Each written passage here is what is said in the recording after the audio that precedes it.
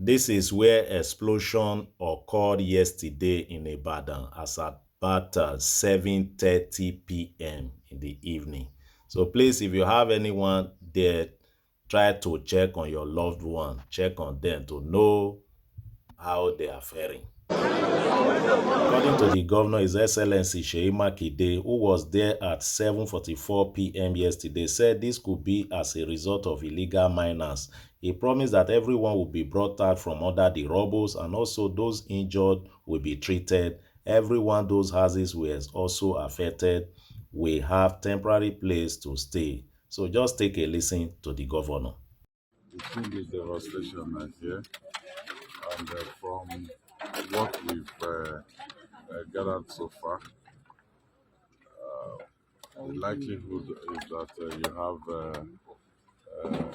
illegal miners toying with explosives around this place.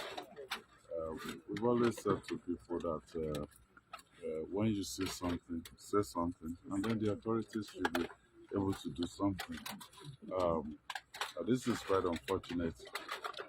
At this stage, is just to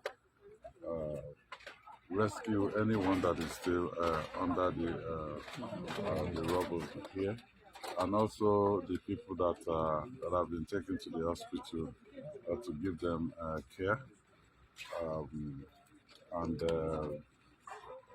also some of the people who have their houses destroyed, provide temporary accommodation for them uh,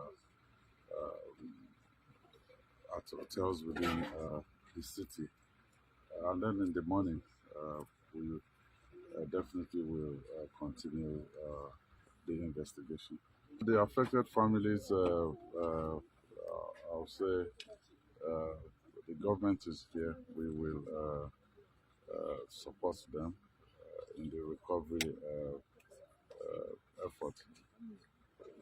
But most importantly, we'll react appropriately to this incident. It's just